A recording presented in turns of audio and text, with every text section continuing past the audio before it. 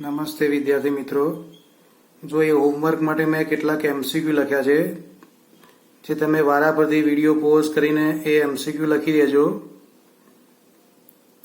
અને એ એમસીક્યુની ગણતરી આજે આપણે કરાવીએ છીએ. મેં તમને 2-3 દિવસ પહેલા જ તમને વોટ્સઅપમાં આ પ્રશ્નો મેં મોકલ્યા હતા. ઘણા વિદ્યાર્થીઓએ ગણતરી કરી છે, અમુકને ખોટા પણ છે, તો આજે આપણે આની ગણતરી કરીએ.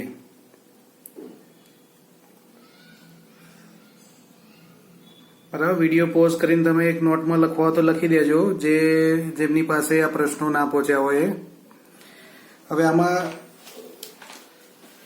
શરૂઆતના જે પ્રશ્નો છે એ બહુ સિમ્પલ છે. એમાં પહેલો પ્રશ્ન એવો છે, આપણે પૂછેલો છે કે આધુનિક પરમાણુય દળ માપન શેના પર આધારિત છે? તો વ્યાખ્યાત છે કે કાર્બન 12 સંસ્થાનિક લેવામાં આવે છે, એટલે એનો જવાબ કાર્બન 12 હોય. બીજું, ઓક્સિજનનું ગ્રામ પરમાણુય દળ કીધું છે. ગ્રામ પરમાણુય દળ હોય એટલે તમારે પહેલું એ નક્કી કરવું પડે કે ગ્રામ પરમાણુય દળ શેમાં હોય, તો ફક્ત ગ્રામમાં જ હોય. બીજું નક્કી કરવાનું કે ઓક્સિજન છે તો અણુ પણ હોય, પરમાણુ પણ હોય, પરંતુ એ શું કીધું છે? પરમાણુય દળ કીધું છે. તો ઓક્સિજનનું પરમાણુય દળ લેવાનું, એટલે કેટલું થાય? 16 થાય. અને ગ્રામ પરમાણુય દળ છે એટલે ગ્રામમાં લેવાનું, એટલે આનો જવાબ ઓપ્શન બી થાય, 16 ગ્રામ. બરોબર, ધ્યાન રાખજો મિત્રો, ભૂલ ના થઈ જાય. ઓક્સિજનનું ગ્રામ પરમાણુય દળ કીધું એટલે ગ્રામમાં જ હોય, પરમાણુય દળ કીધું છે એટલે પરમાણુ દળ લેવાનું. જો અહીંયા ગ્રામ આણ્વીય દળ કીધું હોય તો આનો જવાબ 32 ગ્રામ થાય, અને ઓક્સિજનનું એકલું આણ્વીય દળ કીધું હોય તો 32 AMU થાય, અને એકલું ઓક્સિજનનું પરમાણુય દળ કીધું હોય તો 16 AMU થાય. એટલે પ્રશ્ન બરોબર વાંચવાનો, તો તમારો જવાબ ખોટો ના થાય. ત્રીજો પ્રશ્ન છે, SO2 નું આણ્વીય દળ કીધું છે. જો અહીંયા આણ્વીય દળ કીધું એટલે નક્કી થઈ જાય કે AMU માં હોય. હવે SO2 છે તો એનો અણુ છે, તેનો અણુભાર ની ગણતરી કરીએ તો બહુ સિમ્પલ છે. SO2 તો તમને ખ્યાલ જ છે કે S + 2 ઓક્સિજન એટલે S નો 32, ઓક્સિજન નો 16, એટલે 32 + 16 દુ 32 એટલે 64. આનો જવાબ 64 AMU આપે. એટલે ત્રીજો પ્રશ્ન પણ થઈ ગયો. હવે આપણે ચોથો પ્રશ્ન ગણીએ. એટલે ચોથા પ્રશ્નમાં ખાસ આપણે ધ્યાન રાખવાનું છે.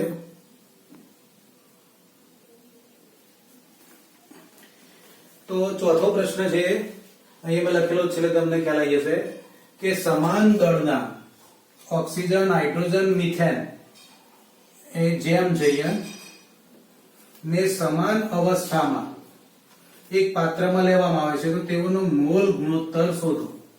બહુ જ ઇન્ટેલિજન્ટ પ્રશ્ન છે કે મોલ ગુણોત્તર શોધવાનો છે, એટલે 3 ના મોલ તમારે શોધવા પડે. હવે મોલ શોધો એટલે તમને એનું સૂત્ર ખબર છે કે મોલનું સૂત્ર શું હોય, તો આપણને ખબર છે કે n બરાબર મમ્મી M/M. તો આપણી પાસે શું હોવું જોઈએ? દળ હોવું જોઈએ, અને બીજું શું હોવું જોઈએ? આણ્વીય દળ હોવું જોઈએ.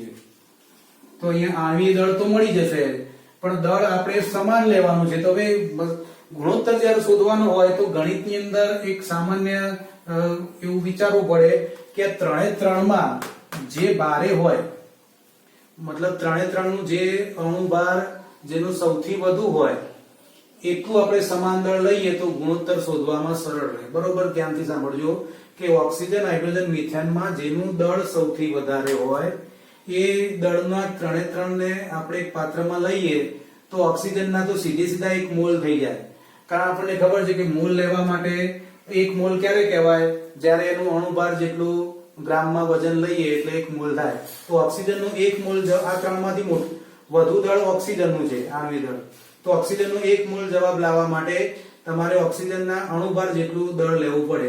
તો અહીંયા આપણે લખીશું ગણતરી 4 ની હું કરું છું કે ધારો કે સમાન દળ બરાબર 32 ગ્રામ લઈએ છે. કેમ? કારણ કે ઓક્સિજન છે O2, એટલે O2 2 કૌંસમાં O નું પરમાણુ દળ 16 બરાબર 32 થાય. H2 લઈએ તો 2 કૌંસમાં H નું પરમાણુ દળ એટલે 2 થાય, અને મિથેન લઈએ એટલે CH4 સૂત્ર થાય, તો C + 4 કૌંસમાં H એટલે અહીંયા આનું પરમાણુ દળ 12 છે, હાઇડ્રોજનનું પરમાણુ દળ 1 છે, એટલે ટોટલ થાય 16. તો 16 2 અને 32 માં 32 મોટું છે એટલે આપણે સમાન દળ 32 લઈ લેવાનું. હવે એ ભાગ પાડી દઉં કે ઓક્સિજન એટલે ટૂંકમાં સૂત્રમાં લખું O2 જેમ અહીંયા H2 જેમ CH4. હવે હું લખું છું એમનું દળ એટલે m કેટલું લીધું દરેકનું 32 ગ્રામ, આનું પણ 32 ગ્રામ, આનું પણ 32 ગ્રામ. પછી આપણે મોલેક્યુલર વેટ એટલે આણ્વીય દળ એટલે કેપિટલ M. ઓક્સિજન નું કેટલું છે 32 AMU એટલે U લખીશું આપણે. હાઇડ્રોજન નું કેટલું છે 2U અને મિથેન નું કેટલું છે 16U. હવે આપણે મોલ નો ગુણોત્તર લઈએ તો મોલનું સૂત્ર N બરાબર M/m પરથી તો અહીંયા થશે m/m એટલે 32/32, અહીંયા થશે 32/2 અને અહીંયા થશે 32/16. તો માટે આપણો ગુણોત્તર કેટલો આવશે અહીંયા 1 જેમ અહીંયા 16 32 અને અહીંયા 16 32 2 અને 2 16. બરાબર. ફરીથી જોઈ લો, ગણતરીની એકદમ શોર્ટ રીત છે કે 3 છે ઓક્સિજન, હાઇડ્રોજન અને CH4. ત્રણેયના દળ આપણે કેટલા લીધા સમાન એટલે દરેકના 32 32 લઈ લીધા. આણ્વીય દળ આપણે શોધ્યા કે કેટલા છે એ 32U, 2U અને 16U. તો એમના મોલ લઈએ. મોલનું સૂત્ર N બરાબર સ્મોલ m/M પરથી 32 ગ્રામ ભાગ્યા 32, અહીંયા 32 ગ્રામ ભાગ્યા 2 અને અહીંયા 32/16 એટલે 1/16/2 આનો સાચો જવાબ થાય. એટલે બહુ વિચારવા લાયક છે. ઘણા વિદ્યાર્થીઓ શું કરે, આને 32 લઈ લે, આને 2 લઈ લે અને આને 16 લઈને એમ કરીને ગુણોત્તર શોધે. તો એ પણ વિકલ્પમાં લખ્યો છે. તમે આમ સીધું આ રીતે લઈ લો 32 અહીંયા 2 અને અહીંયા 16 આનું આણ્વીય દળ તો જવાબ તમને મળી જાય. 2 વડે ભાગો એટલે 16/1/1 બી થઈ જાય. એટલે બહુ ધ્યાન રાખવું પડે. ઘણી વખત તમે છેદમાં શું કરો, અનુપાતના બદલે અહીંયા m ની કિંમત 32 ના બદલે ઓક્સિજન નું 16 લઈ લો, અહીંયા 1 લઈ લો અને અહીંયા 16 ના 16 લો તો પણ દાખલો ખોટો પડે. એટલે બહુ જ વિચારવા લાયક ગણતરી છે. આવા દાખલા નીટ અને JEE માં પૂછાતા હોય. બહુ સારો દાખલો છે. તો આ બી લખી દો. પછી એક બીજો દાખલો આપણે લઈએ. STPA 7.5 ગ્રામ વાયુ 5.6 લીટર કદ ધરાવે છે. તો તે કયો વાયુ હોય? તો અહીંયા શું આપ્યું છે તમે ધ્યાનથી જુઓ. કયો વાયુ? આપણે વાયુ નક્કી કરવું હોય તો આ બે માહિતી પરથી આપણે શું શોધવું પડે? તો આ વાયુનું દળ આપ્યું છે અને આ 5.6 લીટર કદ આપ્યું છે. તો કદ ઉપરથી તમે સીધા મોલ શોધી શકો છો. અથવા તમને બહુ ખ્યાલ ના આવે તો આવું કરી દેવાનું, પેલા મોલનું સૂત્ર લખવાનું. તો મોલનું સૂત્ર એ કેવું છે કે સ્મોલ m/M અને બીજું સૂત્ર શું છે મોલનું? કદનો દાખલો તો V/22.4 લીટર. હવે આ બંને સૂત્રની સરખામણી કરી દઈએ આપણે. M/M બરાબર V/22.4. હવે આમાં કિંમતો મૂકી દઈએ તો m આપણને આપે છે 7.5 ગ્રામ. મોલેક્યુલર વેટ તો અહીંયા કયો વાયુ એટલે આપણને ખબર નથી એટલે મોલેક્યુલર વેટ શોધવાનું થાય. કદ અહીંયા કેટલું આપ્યું છે 5.6 અને નીચે 22.4. જો બહુ જ થોડું વિચારવા લાયક આ બી એક સૂત્ર તમને દાખલો ઝડપથી ગણવા માટે બહુ કામમાં આવી જાય એવું છે કે મોલ m/M બરાબર V/22.4. હવે તમને મોલેક્યુલર વેટ મળશે તો મોલેક્યુલર વેટ ઉપર તમે આમાંથી નક્કી કરી દેશો કે કયું મોલેક્યુલર વેટ આવી શકે. તો અહીંયા ગણતરી કરીએ તો 7.5 એના ગુણ્યા 22.4 અને નીચે 5.6 બરાબર m. એટલે આનો હવે તમે જવાબ સોલ્યુશન લઈ શકો કે અહીંયા ભાગ ચાલશે 56 ને 224 6 ચોક 24 એટલે ચારે ભાગ ચાલી જશે એટલે અહીંયા સીધો જવાબ આવશે 4. પોઈન્ટ અહીંયા પણ એક પોઈન્ટ છે ને અહીંયા પણ એક પોઈન્ટ છે એટલે બંને પોઈન્ટ જતા રહેશે. તો આના નીચે 10 મૂકો, ઉપર 10 મૂકો, 10 બી જતા રહેશે એટલે 7.5 ગુણ્યા 4 7.5 ના બમણા 15 15 ના બમણા 30 એટલે અહીંયા મોલેક્યુલર વેટ 30 આવશે, 30U મળશે. તો હવે આપણે આમાં જોવાનું કે કોનું મોલેક્યુલર વેટ 30 થાય. તો પહેલું આપણે ચેક કરીએ NO નું આણ્વીય દળ અથવા NO નો અણુભાર. તો N નો 14 છે અને ઓક્સિજન નો 16 છે. તો બરાબર 30, તો અહીંયા 30 જવાબ આવી જ જાય છે, એટલે આ આપણો સાચો જવાબ થાય એનો નો. ફરી બરોબર સમજી લેજો કે અહીંયા શું પૂછ્યું, કયો વાયુ. તો હવે આવું લખ્યું હોય તો તમારે વાયુ નક્કી કરવું હોય તો શું નક્કી કરવું પડે, આ દરેકના આણ્વીય દળ જો અલગ અલગ છે. N નું 30 આવે, N2 નું તમે ગણો તો 14 28 ને 16 એટલે 44 થાય. પછી CO નું ગણો તો CO નું 12 અને 16 એટલે 16 ને 12 28, 16 ને 12 બરાબર 28 અને CO2 નું 44 થાય. આ બેના તો સરખા જ છે, 14 28 ને 16 44 44, એટલે આ બે તો જવાબ હોય જ ના શકે, કારણ કે જો 44 જવાબ આવતો હોય તો આ બે વિકલ્પમાંથી કયો લખવો એ કન્ફ્યુઝન થાય, એટલે પછી આ બે માંથી હોઈ શકે. પણ મૂળ મુદ્દો એ છે કે કઈ રીતે જવાબ લાવવાનો. તો 5.6 લીટર કદ ઉપરથી તમે મોલ નક્કી કરી શકો. અહીંયા ઘણા આ રીતે પણ ગણી શકાય કે અહીંયા v ની જગ્યાએ કિંમત મૂકીએ 5.6, નીચે 22.4 મૂકીએ એટલે 1/4 મોલ થયા. એ મોલ અહીંયા કિંમત મૂકીએ, મોલ ની જગ્યાએ 1/4 મૂકીએ અને m ની જગ્યાએ 7.5 મૂકીએ એટલે કેપિટલ M ની કિંમત મળે. મેં બંને સૂત્રો સરખાઈ દીધા એટલે બહુ સરળ કામ થઈ ગયું. તો આ જે ગણતરી આપણી 5 ની પૂરી થઈ ગઈ, તો એ પણ તમે ગણતરી ગણી દેજો. હવે એના પછી આપણે 6થા નંબરનો ગણીએ. જો તમે એકલું મોલ કોન્સેપ્ટ ભણી લો તો તમને એમસીક્યુ આવડી જ જાય એવું જરૂર નથી. એમસીક્યુ નો મહાવરો કરો તો જ એમસીક્યુ આવડે. આવા અલગ અલગ ઘણા બધા તમે અલગ અલગ રેફરન્સ બુકોમાંથી એમસીક્યુ સોલ્વ કરો, ટેક્સ્ટના સોલ્વ કરો, તો તમને એક પ્રકારનો મહાવરો કે કઈ રીતે હું જવાબ ઝડપથી લાવી શકું, અને એ મહાવરો થશે તો પછી તમારા માટે આ એમસીક્યુ બહુ સરળ થઈ જશે. જો અહીંયા છઠ્ઠો છે, એને એવોગાડ્રો આંક હોય તો 4.2 ગ્રામ n-3 માં રહેલા ઇલેક્ટ્રોન કેટલા? 4.2 ગ્રામ એટલે તરત જ તમારા મગજમાં શું થઈ જાય કે અહીંયા મને m મળી ગયું, પછી n થયું, તો n એટલે તમને તરત જ ખબર પડી જશે કે ભાઈ મારે આના ઉપરથી મોલેક્યુલર વેટ કે પરમાણુય દળ કે આણ્વીય દળ નક્કી થઈ જાય. તો અહીંયા m છે તો એનું પરમાણુ દળ 14 નક્કી થઈ જાય. હવે પાછું એમાં બી એક બ્લોક મૂક્યું છે, n-3 લખ્યું છે, અને પછી એમાં રહેલા ઇલેક્ટ્રોનની સંખ્યા શોધવાની છે. તો સૌથી પહેલું આપણે જનરલ દર વખતે ગણતરી કરીએ એમ પહેલા મોલનું સૂત્ર n બરાબર m/M મૂકી દઈએ.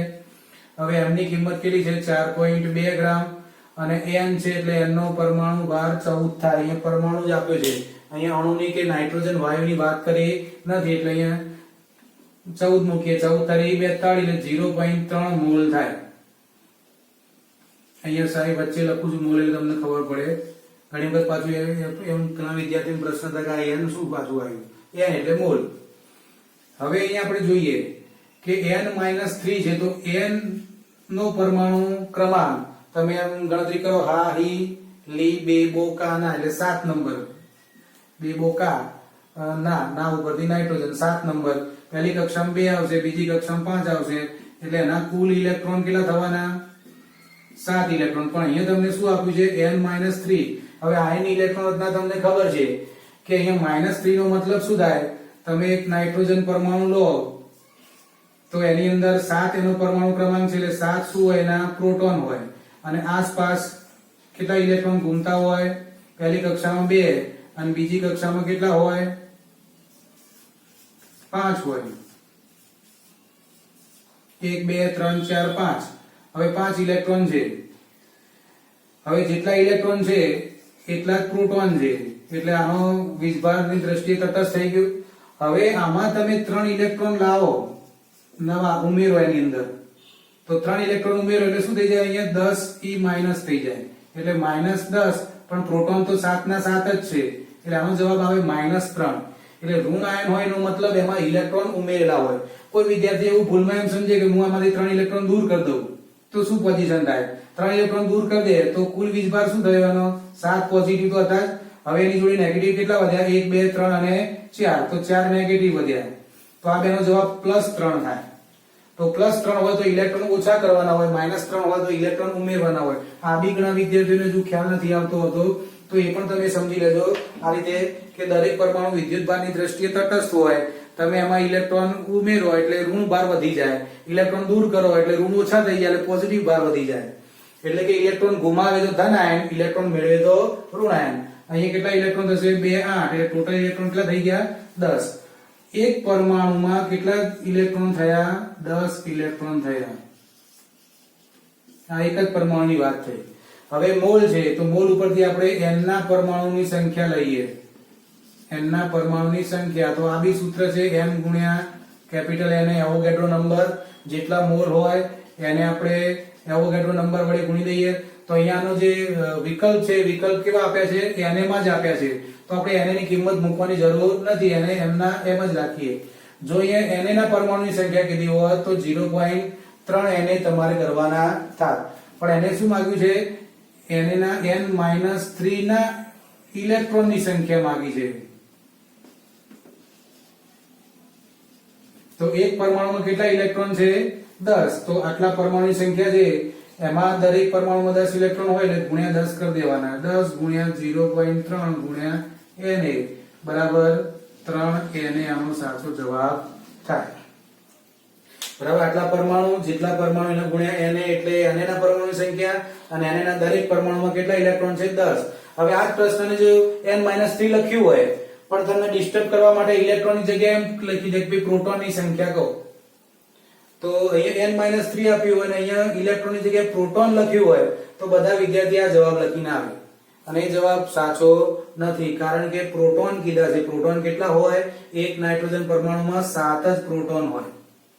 એટલે અહીંયા તમારે 0.3 ને કેટલા વડે ગુણવા પડે? 7 વડે. તો 7 તરી 21, તો અહીંયા 2.1 Na બી એ જવાબ આપ્યો છે. તો જો કેવા MCQ ના વિકલ્પો કેવા સેટ કર્યા છે કે તમે પ્રોટોનની લઈને ગણતરી કરી કાઢો તો એ બી ઘણા વિદ્યાર્થીઓને 7 ઇલેક્ટ્રોન જ રાખે, n-3 ભૂલી જાય. તો 7 ઇલેક્ટ્રોન પ્રમાણે ગણે તો એને 2.1 Na જવાબ આવે. એને એવું લાગે કે મેં સાચો જવાબ પસંદ કર્યો છે, વાસ્તવમાં એ ખોટો છે. તો એ પ્રોટોન કીધો તો આ જવાબ આવે, n-3 કાઢી નાખીએ તો પણ આ જવાબ આવે. એટલે તમે ખાસ ધ્યાન રાખવાનું કે જ્યારે આપણે MCQ સોલ્વ કરતા હોય MCQ ની રકમ બરોબર વાંચવાની, ઝીણામાં ઝીણી વસ્તુનો ખ્યાલ રાખવાનો કે શું માંગ્યું છે. જો તમે ઉતાવળમાં આગળ બહુ જોવાનું રહી જાય, આ -3 જોવાનું રહી જાય, તમે 2.1 એને લખીને આવી જાઓ, તમારો પ્રશ્ન ખોટો પડે. હવે આપણે 8મો ગણીએ. 8માની રકમ જુઓ. 8માની અંદર STP એ 11.2 લીટર, બહુ સિમ્પલ છે 8મો તો પ્રશ્ન. 11.2 લીટર SO2 માં હાજર પરમાણુ સંખ્યા મોઢે ગણી જાય. 11.2 લીટર છે, 22.4 લીટરે 1 મોલ થાય. તો 11.2 લીટર છે એટલે અહીંયા અડધો મોલ થયો. હવે SO2 માં પરમાણુની સંખ્યા કીધી છે. જો અણુની સંખ્યા કીધી હોય તો સીધો 1/2 Na થઈ જાય. પણ અહીંયા શું કીધું છે? SO2 માં હાજર પરમાણુ. SO2 ના એક અણુમાં કેટલા પરમાણુ થાય? 2 ઓક્સિજનના અને 1 સલ્ફરના, એટલે ટોટલ 3 પરમાણુ થાય. તો જેટલા મોલ આવ્યા હોય એ મોલ ગુણ્યા 3 અને ગુણ્યા એવોગાડ્રો નંબર ગણતરી કરી દઈએ. મોલ બરાબર V/22.4. તો V એટલે અહીંયા 11.2 છે ભાગ્યા 22.4 એટલે 1/2 મોલ થયા. હવે માટે અહીંયા SO2 ના અણુની સંખ્યા પહેલા લઈએ. અણુની સંખ્યા બરાબર મોલ ગુણ્યા એવોગાડ્રો નંબર. અહીંયા કેટલી છે? 1/2 છે તો ગુણ્યા Na. પણ આપણે SO2 ના શું કીધા છે? પરમાણુની સંખ્યા. તો પરમાણુની સંખ્યા માટે કેટલા વડે ગુણવા પડશે? એને 3 વડે, કારણ કે SO2 ના એક અણુમાં પરમાણુ કેટલા છે? 3. S + O + O 3 પરમાણુ. તો એક અણુમાં 3 પરમાણુ છે એટલે અણુની સંખ્યા આટલી. તો અહીંયા પરમાણુ સંખ્યા 3 ગુણ્યા 1/2 ગુણ્યા Na એટલે કે 3Na/2. એટલે આનો જવાબ આવશે, 8માનો જવાબ આવશે 3Na/2. એ પણ બહુ સિમ્પલ છે. હવે 9મો પ્રશ્ન ગણી લઈએ. 9મો પ્રશ્ન પણ થોડુંક સમજવા જેવું છે, એમાં પણ તમારી ભૂલ થવાની શક્યતા રહે. 9મા પ્રશ્નમાં શું કીધું છે એમને? ક્લોરીનનું વાસ્તવિક આણ્વીય દળ.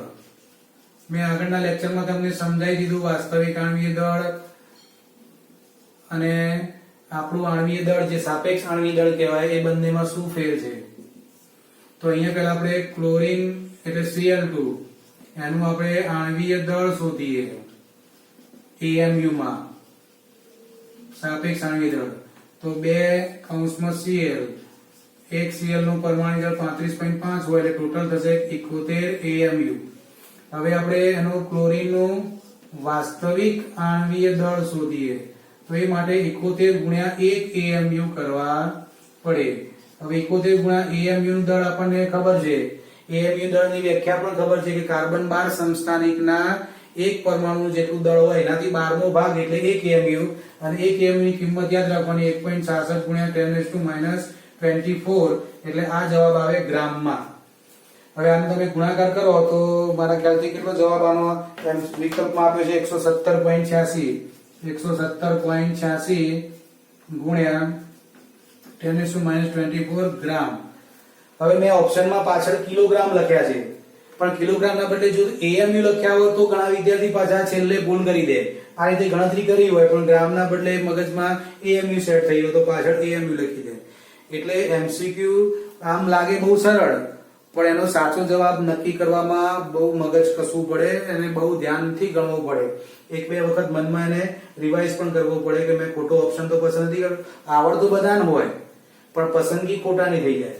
તો અહીંયા ક્લોરીનનું વાસ્તવિક દળ અહીંયા ગ્રામમાં લેવાનું થાય. વાસ્તવિક આણ્વીય દળ ગ્રામમાં આવે અને આણ્વીય દળ સાપેક્ષ આણ્વીય દળ શેમાં આવે AMU માં આવે. એ આપણે અગાઉના લેક્ચરમાં શીખી ગયા છીએ. ત્યાર પછી 10મો પ્રશ્ન થોડી વધુ કસરત કરાવે એવો છે. ગુજકેટ અને નીટમાં JEE માં પૂછી શકાય તેવો. એટલે ચારે ચાર ઓપ્શન ગણવા પડશે કારણ કે એને શું કીધું કે નીચેનામાંથી કોનું દળ સૌથી વધુ છે. તો આપણે પહેલું ગણીએ કાર્બનના 0.1 ગ્રામ પરમાણુ. પાછા ગ્રામ પરમાણુ આવ્યા એટલે કાર્બનના 0.1 ગ્રામ પરમાણુ બરાબર શું થાય 0.1 મોલ થાય. હવે પાછું સૂત્ર n બરાબર m/m. અહીંયા મોલની સંખ્યા તમને મળી 0.1. m તમારે શોધવાનું છે. દળ આપણે નક્કી કરવાનું છે. કાર્બનનો પરમાણુ ભાર કેટલો થશે 12 તો અહીં 12 અહીં ગુણી જશે એટલે 1.2 ગ્રામ બરાબર m થાય. કાર્બનનું દળ કેટલું આવ્યું 1.2 ગ્રામ એટલે એ ઓપ્શન આપણે હાલ પૂરતો એટલો જવાબ આવ્યો. હવે બી ઓપ્શન ગણીએ. બી ઓપ્શનમાં શું કીધું છે એમોનિયાના 0.1 મોલ આપ્યા છે તો અહીંયા પણ એમોનિયાના મોલ. તો એમોનિયાનું પહેલું સૂત્ર NH3 વારંવાર ઉપયોગ થવાનો એટલે તમને એ આવડી જ જશે. નીચલા ધોરણથી તમે ભણો છો. એના મોલ તો મોલ બરાબર M/M. હવે એમોનિયાના મોલ અહીંયા કેટલા આપ્યા છે 0.1. હવે એનું m શોધવાનું છે. એનું આણ્વીય દળ કેટલું થશે 17. 14 ને 3 17 એટલે 1.7 થશે ગ્રામ બરાબર m. એટલે આના કરતા વધારે થયું એટલે આ ઓપ્શન તો ખોટો થઈ ગયો. તો સી ની અંદર હાઇડ્રોજનના 6.022 ગુણ્યા 10⁻22 અણુ. હવે આ થોડુંક આપણે સમજી લઈએ કે હાઇડ્રોજનના અણુ આપ્યા છે પણ કેટલા આપ્યા છે 10⁻22 એટલે કે 10મો ભાગ ઓછો આપ્યો છે. જો અહીંયા 23 અણુ હોય તો શું થાય 6.022 ગુણ્યા 10⁻23 અણુ હોય તો હાઇડ્રોજન માં મોલ કેટલા થયા હોત 1 મોલ. હાઇડ્રોજનના 1 મોલ થયા હોય તો એનું વજન કેટલું થાય એનું દળ કેટલું થાય હાઇડ્રોજનના અણુ ભાર જેટલું. હાઇડ્રોજન અણુ ભાર કેટલો છે 2 તો જવાબ આવત 2 પણ અહીં 10⁻22 છે તો જવાબ કેટલો આવશે 0.2 બરાબર. તો એની પણ ગણતરી તમે આ રીતે મૌખિક ગણી શકો છો અથવા તો તમારે આ રીતે પણ ગણવો તો ગણી શકાય. 6.022 ગુણ્યા 10⁻22 અણુ છે તો તમારી જોડે આ સૂત્ર હતું અણુની સંખ્યા જેને આપણે કેપિટલ N કહેતા હતા આગળ મેં લેક્ચરમાં લીધું હતું. તો અહીંયા N ગુણ્યા Na એવોગેડ્રો નંબર. આ હું તમને ગણતરી બતાવું છું. નીચે કદાચ ના દેખાતું હોય તો હું જોઈ લઉં. દેખાશે. અણુની સંખ્યા કેટલી આપી છે 6.022 ગુણ્યા 10⁻22 અને અહીંયા n કેટલા છે મોલ. તો તમારે જો મોલ નથી તમને ખબર પણ એને તમને ખબર છે 6.022 ગુણ્યા 10⁻23. હવે તમે n ને સૂત્ર કદા કરો એટલે 6.022 ગુણ્યા 10⁻22 નીચે 6.022 ગુણ્યા 10⁻23 બરાબર n. તો માટે હું ગણું છું કે n બરાબર કેટલા આવશે 0.1 મોલ કારણ કે છેદમાં 10 આવશે બરાબર. નીચે તમને એક્ઝેક્ટ દેખાય છે 10⁻23 ઘાત છે તો n ની સંખ્યા 0.1 આવી. હવે આપણે પાછું સૂત્ર n બરાબર m/m, n ની જગ્યાએ 0.1 અને m એટલે દળ આપણે શોધવાનું છે અને મોલેક્યુલર વેટ કોનું છે? હાઇડ્રોજન ની વાત છે એટલે અહીંયા હાઇડ્રોજન H2 એટલે 2 કૌંસમાં 1 એટલે 2 તો અહીંયા 2 મુકાશે તો 0.2 ગ્રામ બરાબર દળ. આનો જવાબ કેટલો આવ્યો? 0.2 એટલે આના કરતા ઓછો આવ્યો એટલે આ પણ જવાબ શક્ય નહીં બને. હવે આપણે છેલ્લો ઓપ્શન ડી ચેક કરવો પડશે તો હવે ડી માટે ગણીએ. હવે ડી માટે ફરીથી આગળના જેવું જ થયો, આના જેવું જ થયું કે STPS CO2 આપ્યો છે અને એના 1120 cc છે. હવે cc આપણે સમજી લઈએ કે cc એટલે 1 cc બરાબર 1 ml થાય. c નું આખું નામ છે 1 ક્યુબિક એટલે ઘન અને સેન્ટીમીટર તો 1 ઘન સેન્ટીમીટર બરાબર 1 ml થાય એવું આપણે ગણિતની અંદર ભણી ગયા છો. ના તો હું તમને એક યાદ કરાવું કે ગણિતની અંદર હું ઘણી વખતે કહેતો હોઉં છું કે તમારે ઘરે ટાંકી બનાવવી હોય જેમાં 1000 લીટર પાણી લાવવું હોય તો શું કરવું પડે? 1 મીટર બાય 1 મીટર બાય 1 મીટરની ટાંકી બનાવવી પડે. એટલે કે 1 મીટર પહોળી 1 મીટર લાંબી અને 1 મીટર ઊંચી એટલી ટાંકી બનાવો તો અંદર 1000 લીટર પાણી આવે. તો 1 મીટર બાય 1 મીટર એટલે એનો મતલબ એવું થયો કે 1 મીટરના ઘન બરાબર કેટલા થઈ ગયા? 1000 લીટર. હવે 1 મીટરને મારે સેન્ટીમીટરમાં કન્વર્ટ કરવા છે તો 100 કેટલી વખત ગુણાશે? 3 વખત. કારણ કે 1 મીટર 1 ગુણ્યા 1 મીટર ગુણ્યા 1 મીટર એટલે 10 ની કેટલી ઘાત થઈ જશે? 6 ઘાત. 10 ની 6 ઘાત એટલે સેન્ટીમીટર. અહીંયા લીટર કેટલા થયા? 1000. હવે લીટરને પાછા ml માં ફેરવવા હોય તો પાછા 1000 વડે ગુણવા પડે એટલે અહીંયા પાછી કેટલી ઘાત થઈ જાય? 10 ની 6 ઘાત ml થઈ જાય એટલે 10 ની 6 ઘાત સેન્ટીમીટર ક્યુબ બરાબર 10 ની 6 ઘાત ml એટલે 1 સેન્ટીમીટર ક્યુબ બરાબર 1 ml થાય.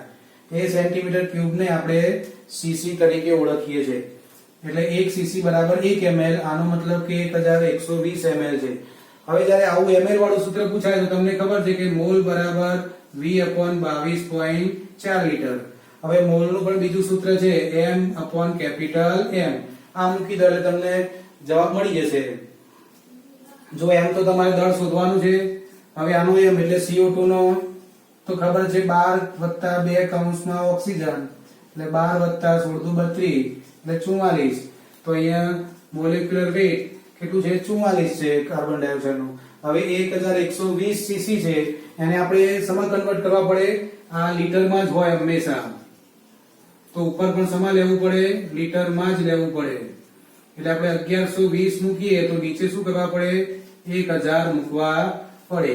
હવે નીચે 22.4 છે તો ઉપર ફરીથી આપણે 10 મૂકી દઈએ. હવે 224 અને 1120 વચ્ચે કનેક્શન છે. 5 વડે ભાગ ચાલે એટલે અહીંયા સીધું આપણે કેટલા ભાગ ચલી શકીશું? 5 ભાગ ચલી શકીશું. 1 0 ઉડી ગયા એટલે હવે m બરાબર જવાબ આવ્યો 5/100 ગુણ્યા 44 તો 44 × 220 અને 100 એટલે 2 પોઈન્ટ કાપીએ એટલે m બરાબર 2.20 ગ્રામ જવાબ આવે તો 2.2 ગ્રામ આવે. તો જો આના કરતા પણ આ જવાબ હાઈએસ્ટ થયો એટલે આ પણ એમસીક્યુ ખોટો થશે એટલે આપણો વિકલ્પ સાચો ડી થાય કે STPS CO2 ના 1120 cc ના તો એનું આણ્વિક દળ સૌથી વધુ હશે. બરાબર. તો આ રીતે તમે બીજા પણ એમસીક્યુ સોલ્વ કરી કાઢજો. જેટલા વધારે એમસીક્યુ સોલ્વ કરશો એટલી તમને વધુ ટ્રીક ગણતરી કરવાની મળશે. તમારા મનમાં આખો મોલ કોન્સેપ્ટ ક્લિયર થઈ જશે. બરાબર. તો આજનું અહીં લેક્ચર હું પૂરું કરું છું.